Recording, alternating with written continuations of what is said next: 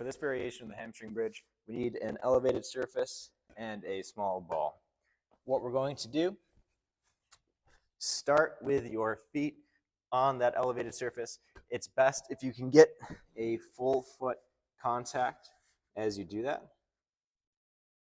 So we can use, say, two 45-pound weight plates or a couple stacked on top of each other. So we got full foot contacts. From here, we're going to place the ball in between our knees, just big enough that it keeps our knees in line with our hips and our knees in line with our feet. From here, we're going to think exhale through the mouth like you're fogging a mirror. You should feel these ribs tuck down and in.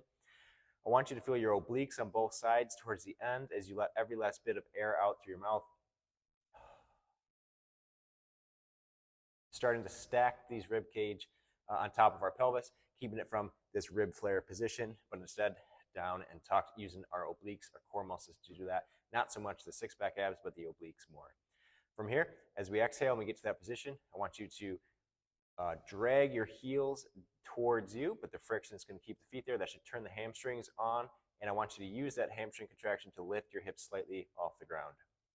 From here, we have the ribs stacked, hamstrings where they need to be, our pelvis tucked underneath us and peeled off the ground. And now we're going to reach above our head like this, making sure not to go too far.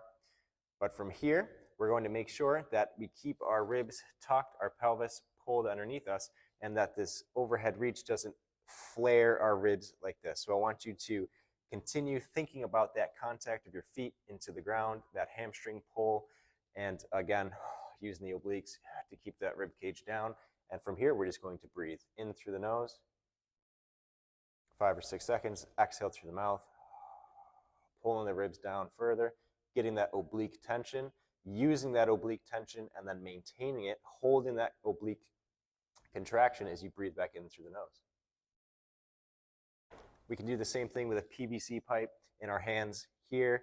And again, we're maintaining this rib tuck position through here, our pelvic tuck position, as we breathe and extend through here, keeping that low back on the ground, but the pelvis peeled off the ground and tucked underneath us.